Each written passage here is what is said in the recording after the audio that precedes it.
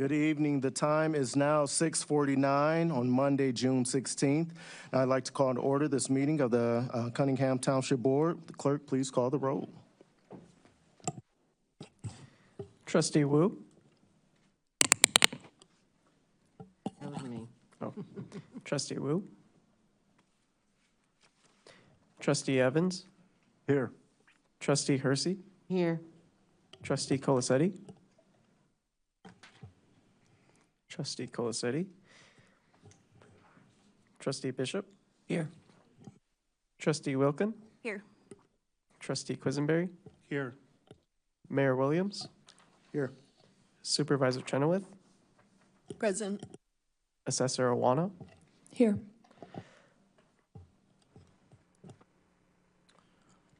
All right. We will, next item is the next item is the approval of minutes from previous meeting held May 27th. Are there any corrections or anything to the meeting to be presented? All right, no minutes. Seeing none, hear none. Minutes we'll move on. Next item on the agenda. Are there any additional additions or changes needed to the agenda? Mayor Williams, Yes. I believe, was there no minutes in the packet this time? Okay, so just on the topic of addition to the agenda, I wanted to let the town board know that went ahead and created a closed session on property and pending litigation. Both of the items that we'll be discussing are the items we discussed at the last closed session, and I don't have additional information for you. So I would advise that we remove that agenda item so we don't have an additional closed session. But I wanted to leave it at your discretion if you had questions you would like to discuss in closed session under those topics. So I need to make a motion to have that item removed, or James? I'll make a motion to remove that item. Go for it. Yes, sir. Mr. Quisenberry? I'll make a motion to remove item A under Section 8, new business. Is there a second? Second. Motion made by James, seconded by Grace. Is there any discussion? All right, clerk, please call the roll. Okay. Trustee Evans? Yes. Trustee Hersey? Yes. Trustee Bishop? Yes. Trustee Wilkin? Yes. Trustee Quisenberry? Yes. Motion passes.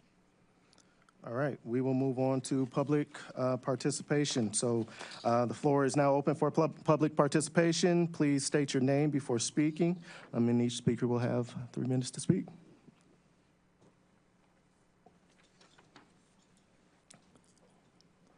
There no public participation? All right. Oh, all right. Good evening, Mayor Williams, council people, my fellow citizens of Urbana. My name is Nicole Muffet. I'm a resident of the First Ward. I am also an economic sociologist. I study work and precarity. Last summer, I talked to the city council about how policing impacts the youth I work with at the Well Experience. Since then, I've been looking forward to being involved in the Alternative to Police Task Force, but a year later, the task force hasn't met, and Urbana continues to feel the pain of community violence, while we have limited say in how our communities are policed and cared for. In 2023, Chief Boone described crime as a disease.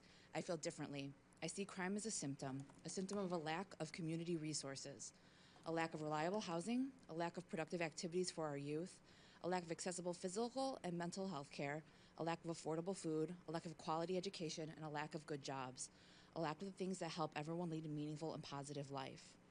And this is how we prevent crime and heal our community. The Urbana Police Department has not filled several vacant positions, but will be seeking our community resources to fund more positions. Our community is broken, but more police is not the answer. When we view crime as a symptom of this brokenness, we can see the police treat the symptoms but not the causes. They may alleviate some of the pain for a short period of time, but without setting the bones of our brokenness, we will keep treating symptoms without no improvement over and over again.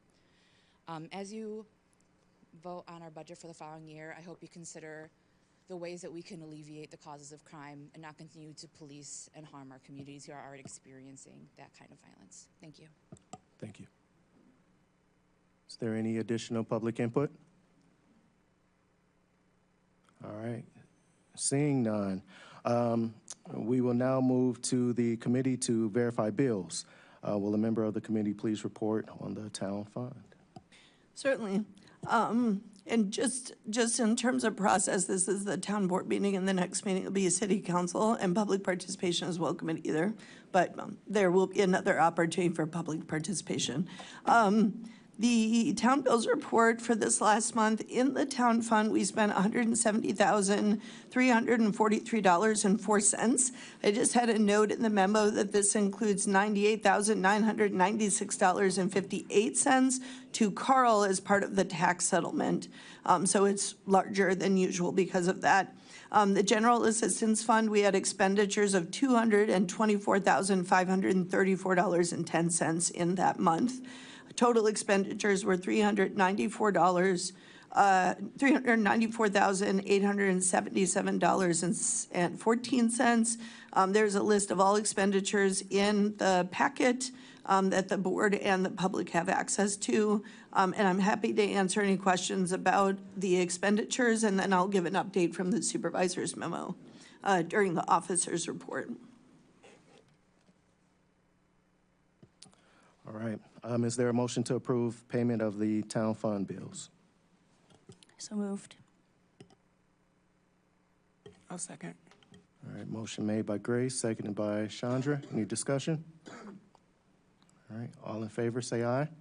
Aye. All opposed, say nay. The ayes have it. The motion passes. All right.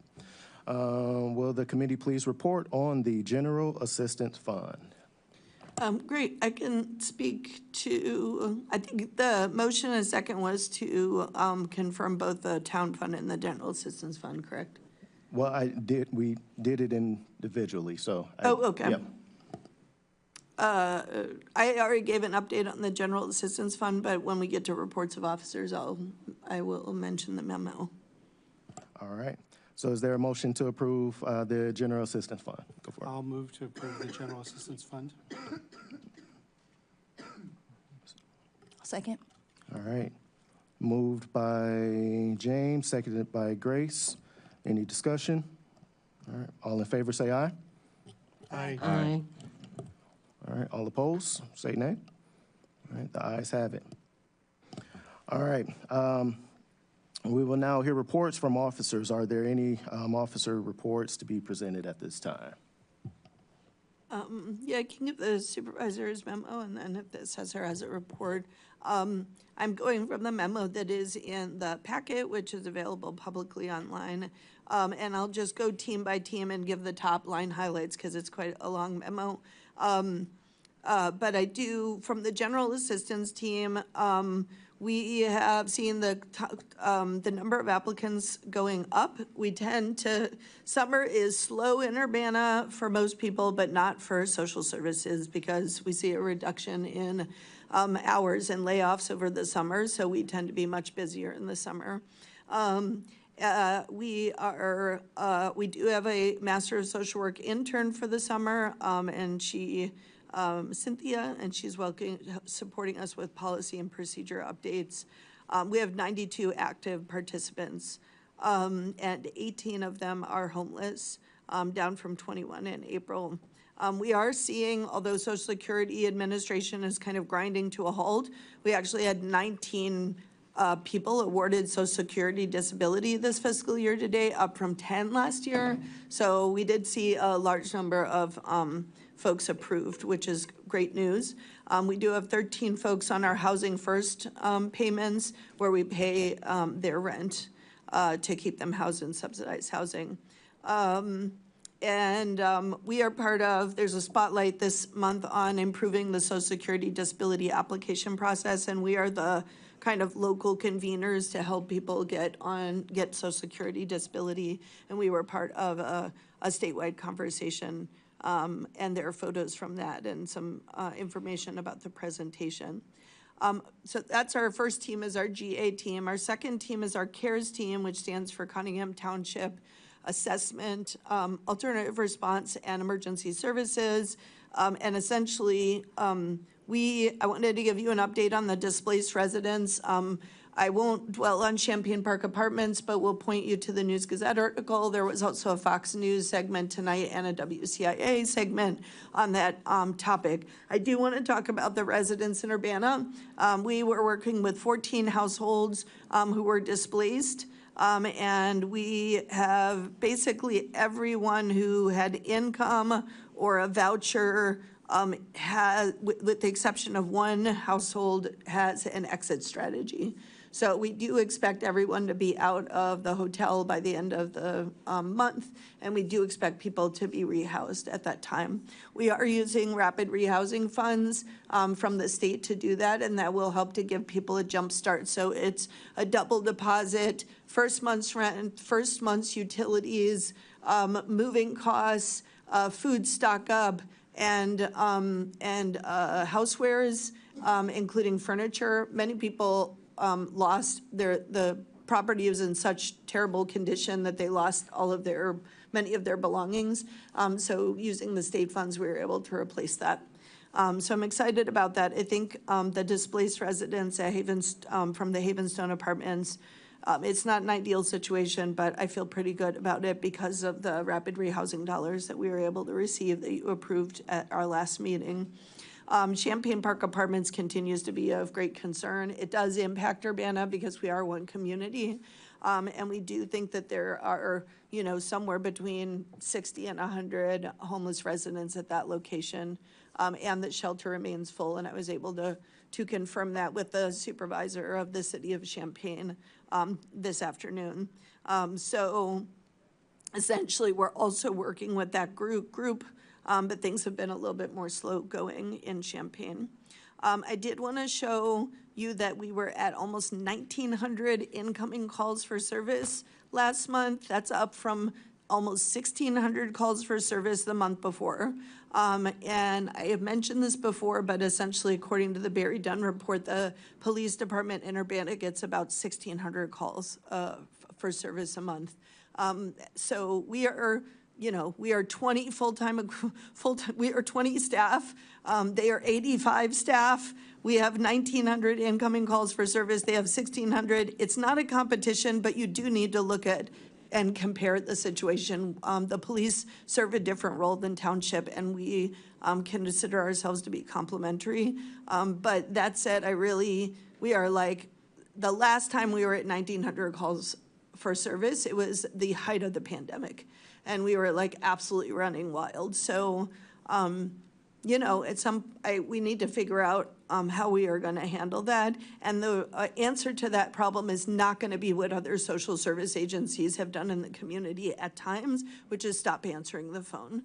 We will continue to answer the phone, and we will continue to keep our doors open. And that is my promise while I am the supervisor. But I need help because that is a really intense number of calls for service. Rental assistance, we had 42 applications received and processed last month, down from 56. Just want to remind people, pre-pandemic, we were doing 10 to 12 a month. So we are at like 50 on average per month. We are putting out about $30,000 in rental assistance a month.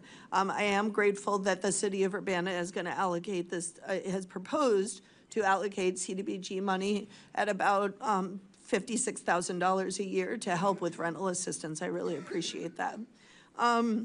Utility assistance, I'm very concerned. LIHEAP is a very strong program in our community. RPC does an excellent job of running that program. There is the proposal on the table to cut LIHEAP. It will have devastating impacts on our community. The New York Times had a piece today that I point people to that looks at utility costs across the entire country and the political points of leverage to try to rein in some of those costs. Georgia was highlighted in the New York Times today. But essentially what we do in Urbana, Cunningham Township, is if someone cannot receive funds, if they are shut off or just about to be shut off, they live in Cunningham Township and they cannot receive funds through LIHEAP or other places, we do pay, and we require them to be on a payment plan. If they're not shut off, if they're shut off, they don't take payment plans. So we're seeing a lot of people coming in with huge bills where we can only pay up to about $600, but their bill may be $1,200, and they have to pay down $600 before they get their power back on, and they are not allowed to do a payment plan once it's shut off. It's not a great situation. I do want to note in May, we paid 49 households to put their power back on. That is really huge. April was 12. February was 12. And I know, in the winter months, if you go back up, it's smaller because they're not allowed, Ameren is not allowed to shut off in the winter. September was 87 that we paid.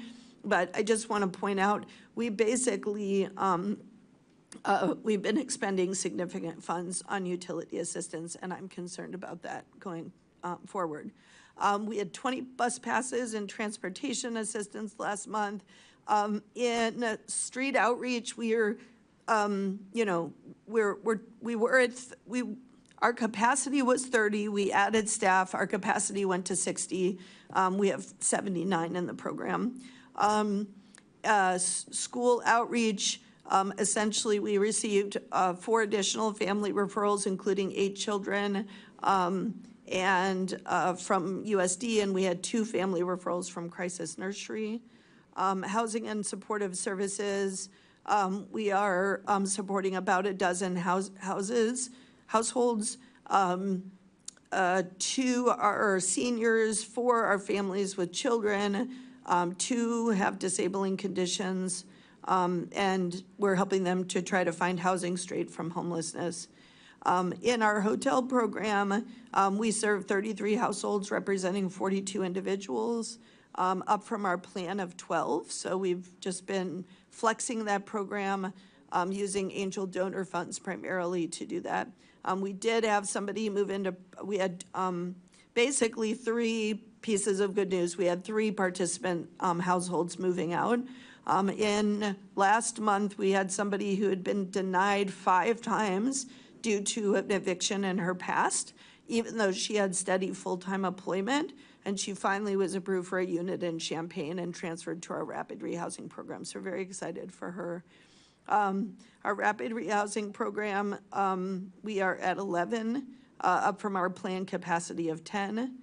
We do have an increase coming next year, so I'm excited that we'll be able to do additional rapid rehousing next year. I do want to mention, I always try to highlight how many families are literally homeless on our wait list. We have 17 families on our prioritization list.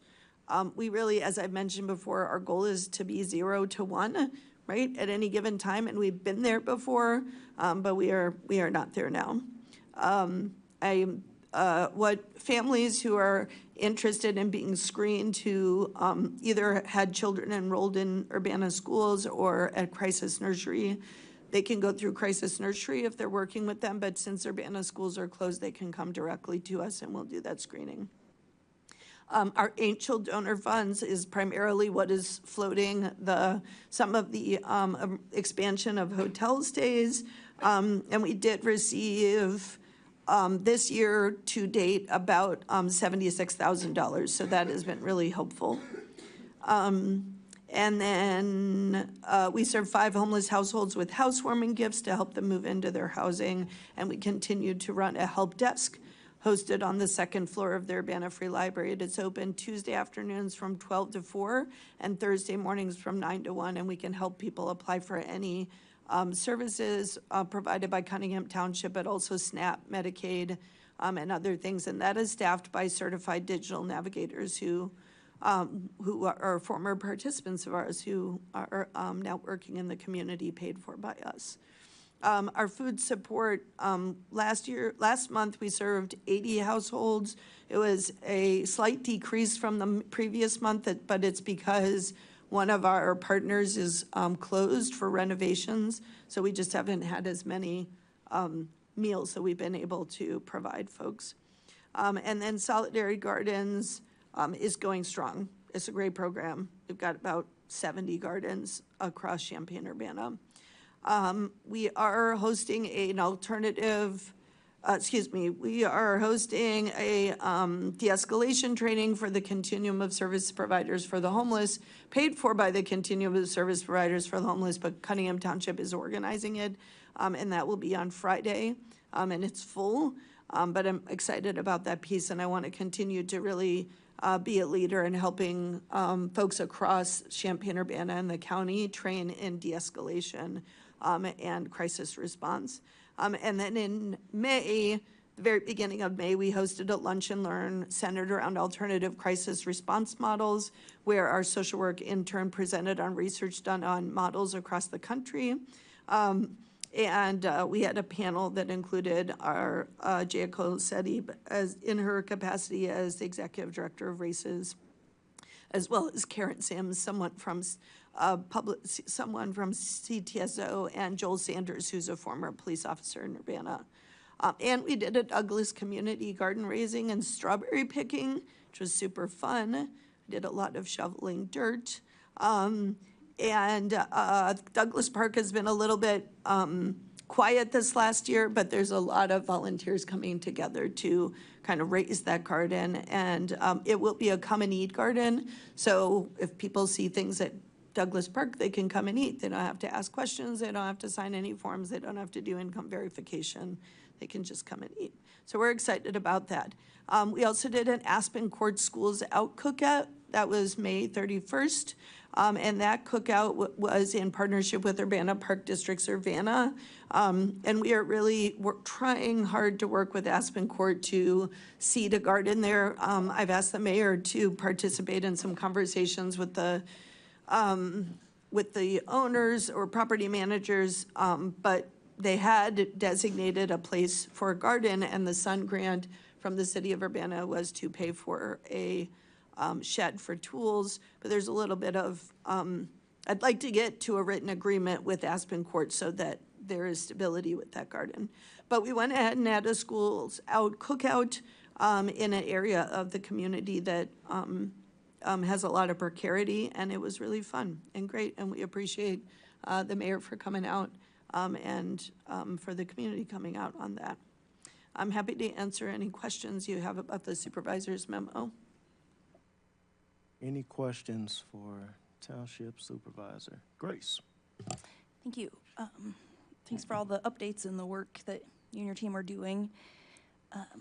Also, just a reminder to us as town board and mayor in our other capacity that we had also talked about updating the relocation ordinance, and appreciate any collaboration on that. Understand it's probably not one of our first urgent things on the burners, but just a reminder that we're still interested in that, and also seeking more preemptive and collaborative code enforcement so we can prevent some of this displacement in the future. And potentially idea of, what are we going to do with these old buildings, and do we have any leverage as a city against these landlords in potentially acquiring, renovating, and utilizing them when we're talking about affordable housing. But my question in there was about the meeting of the information about alternative crisis models. I was unfortunately not able to attend that in person. I didn't know if there was a recording or a report for myself and possibly others who weren't able to attend and would like to still get the information. Absolutely. Yeah, I can send a PowerPoint presentation to the town board, and I know it's in the queue to be posted on our website, but it's the end of the year, so my guess is it's not there yet, but I can send it to you directly, and it will be at ctso.org. I do also want to just answer to the tenant relocation ordinance, which Esther Pat, if she's still with us, and myself authored a number of years ago, really does need to be updated for the circumstances that we're seeing. So I welcome a conversation. I've asked Esther to participate in that, and if we could sit down and look at how we could beef up that ordinance, I think that would be great. And then with code enforcement, I would really like the township to know when buildings are slipping, so when they get to that C grade or there's been some issues, and also just have a method to more proactively do code enforcement. In the case of Havenstone, it was the police department during a call for service that really discovered the condition of the property, but with our rental registration program and with proactive code enforcement, which has really been our Urbana's methodology, which I'm very proud of because area communities don't have it. I think we're going to have to really, ask the community to report to us when they see, spaghetti coming out of the extension cords coming out of people's windows, or it looks like something is really run down. I think sometimes the community thinks, rightfully so, because this happens, that if they report a problem, then those tenants might be forcibly relocated. So I think that those two things have to go together, the tenant relocation ordinance, and really having like very solid support for folks, in addition to like proactive code enforcement and asking the community to help us identify properties before they get to the point where Havenstone got to. And then there's some things we're dealing with. There was a fire at Aspen Court, and there has been some displacement there, but it's been hard to get information about what happened. But we are working with 2 different residents who said that they were displaced. So I'm trying to get more information. I'll certainly let the city know when I have that. All right, and I will let, Grace, did you have something else? I'm sorry. Oh, just a second. Go for it, go for it. And my other question, if you could just confirm from my memory, it seems like we had a very unfortunate, inadvertent case study here locally with some of the apartments that were closed along that same line, that there was a wave of apartment closures in the winter. Was it January, February-ish? And unfortunately, there wasn't a very good handoff there, and people's needs weren't met. And there was criminal activity, and some people were kicked out of the hotel stay. And then we had a second wave of similar apartment closures where there was a better handoff and people's needs were met and they were put into programming or outlooks for more permanent housing, that there were none of those issues. Is that correct? Yeah, that's correct. And it actually, this is, if we need to probably publish that case study, because what happens is that people will criminalize people's response to desperate situations. And what happened in the winter is that people, there was a fire and folks didn't have their needs met, and there was a lot of behavioral issues in the hotel. And the second time around, the township was like, please, city, let folks come through township we have a program. It's really established. It's very stable. I'm not saying there aren't issues, but it's rare that there are issues. We have a really solid, our team is all trained in de-escalation. We know how to establish relationships with folks and meet their needs. They trust us. And so the second time we had them come through township, we actually paid in advance and got reimbursed from the city. That reimbursement happened. It's a very clean process. And as a result, we did have, out of 14, we had 1 or 2 unplanned exits, whereas before all of the residents but one had what we call unplanned exits, where there was behavior issues. So I really think this is exactly what we're talking about when we talk about having alternative response, is that we need to look at meeting people's needs and see if the behavior changes. And I think first followers in the audience and many other folks who work with folks who are returning residents and returning citizens, people who are dealing with poverty, addiction, et cetera, what we know is you give respect. I tell our team, you give respect, you get respect. You give respect, you get respect, right? And so it's very important that and respect is not enough. We have to meet people's material needs. So I really am looking forward to the next period of collaboration with the city, with Mayor Williams and with the council and town board on really looking how we can continue this collaboration so that, it was unfortunate that Havenstone properties were declared unfit for human habitation. But the way we handled it was very smooth. And I think people had their needs met, and in some cases, in many cases, they're in much better situations now than they were. And we were able to invest additional resources, and I'm really proud of that collaboration. Thank you. Was there any other question? I was going to tell you that I did actually end up meeting with Sarita out at Aspen Court. So we're going to have a follow-up because I think that we're going to be able to bring a fun event, to some of the young folks out there. But we're going to partner with Champaign. We'll talk about it, but we did meet just, to put that out there, so. I really appreciate when there are meetings that I don't have to go to, so thank you, Mayor Williams. Sure I thing. appreciate that. Yep, no problem. What you got, Sharice? The question I have is, because we seem to be picking up the slack that from the Champaign Apartments. So exactly, could you tell me what is Champaign doing? Well, there's two parts to that question. So one might be, why the heck are we working in Champaign? And I just want to clarify that township levy only serves township residents. But we have other funding sources like the Housing and Homelessness Solutions Grant and the state grants, which are for the county as a whole. And we are exclusively using those funds to support Champaign Park Apartments. Without that second fund, we could meet with people and say nice things to them, but we wouldn't have any rental assistance to get them into housing. So that IGA that you approved is really important to that piece. The city of Champaign Township had the funds to relocate folks, but they didn't have the staff. And so with our staff and their funds, the IGA brings the funds over to Cunningham Township to do that.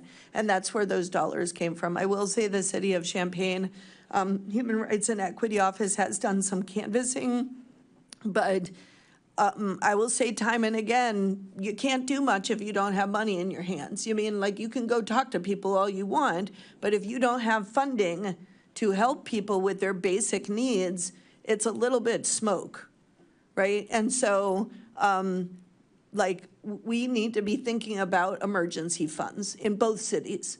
We need to think about what happens, and I have a good relationship with the fire department here. They call me. They called recently about a senior citizen situation that required adult protective services. I sent all the information over about how to call adult protective services and what resources we could provide. But I think it's really important when there are emergency responders dispatched, medical, fire, police, street outreach services, all of them, they need money in hand to be able to say, oh, I see you don't have shoes on. I see you don't have clothing. I see you don't have, you just stole diapers from the store. Do you need diapers? You just stole food, baby formula. Seems like you need baby formula. How can we get you baby formula sustainably from public health and not criminalize those behaviors, understanding that they're survival strategies to meet needs? So that is what we're doing, and that's what City of Champaign and City of Champaign Township is doing. I would like to see the City of Champaign do more. I think they're pretty aware that I feel that way, having had multiple conversations with them. I think they could do a lot more. And I was surprised at how there was no investment in the residents for the last year and a half while those properties have degraded. And I shared that with them and their leadership. So when you are helping to rehouse, especially that, because that's how many people, like 100 people? In Champaign Park Apartments, we believe to be about 100. We're working with 28 households, which is up from the last time we spoke. It's almost double. I think it represents about 35 people. So are you're rehousing or helping to rehouse them in Champaign, in Urbana, in Savoy? Actually, anywhere? Our RH funds can be to rehouse anywhere. Okay. So if they want to rehouse in a different community, they can. This is the community of everyone we've spoken to. They're from here, and they all have elected to rehouse here. Okay. All right. I just wanted to understand that. Yeah, absolutely. All right. Are there any other questions for our township supervisor? All right. We will now move to unfinished business. Is there any unfinished business? Oh, I'm so sorry. Go for it. So I believe we might be having technical difficulties with the trustees calling in. I think they are on now. Are they on? Okay. Jaya? Jaya? How about Mary Alice? Or not? I definitely got worried that. So, Mary Alice has said that they're both on Yeah, via text, but we're not hearing them, so. if we could take a brief 5-minute recess, maybe we can restart the system and resolve the issues. All right. Do I need to make a motion or to have someone make a motion for recess? Are we pretty close to finish? We are. So yeah, we can Can just take a keep going. recess between, That's true. Yeah, let's take a 5-minute. okay. All right. Make a motion for a quick 5-minute recess. Second. that. Okay. It's made by Chandra, seconded by Sharice. I'm sorry. We'll be right back. All right. Now, seriously, this time, we will move to unfinished business. And my mic is really hot. Now, all right, they fixed it. Can you all hear me? No? Turn up just a little bit, Gwen. How about now? Testing. So is it just, no, there we go. I think there we go. All right, now seriously, this time we now move to unfinished business. Is there any unfinished business to come before the board? Seeing none, we will move on to new business. Next item is resolution number T 2025-06-007R, a resolution authorizing the supervisor to execute a lease agreement with the new Lincoln Square LL. That door closed. The echo from the hallway. Oh, how about now? That better?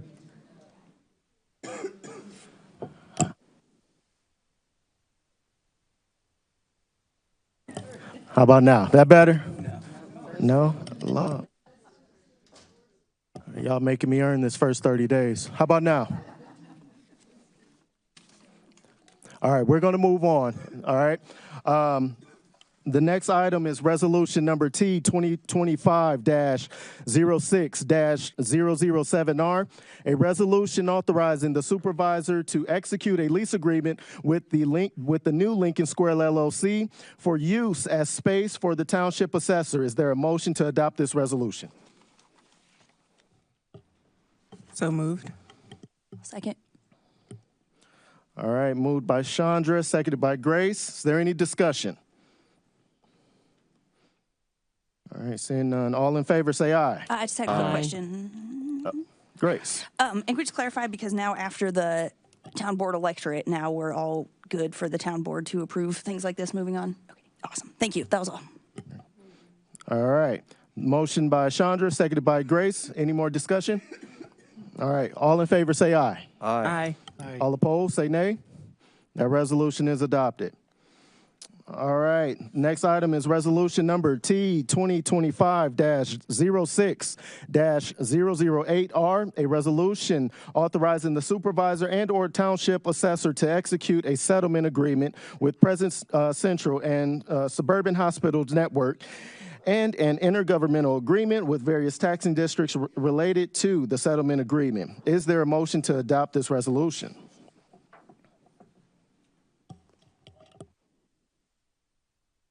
So moved. All right, moved by Chandra, seconded by James. Is there any discussion? Just two Danielle? sentences, since we've been over this. This represents what I believe to be the last of the old school tax settlements. This one is with Presence, which is no longer in our community. They sold to OSF, but they retained the debt, maybe because they thought they could collect on it, which they're doing now, or the tax issue,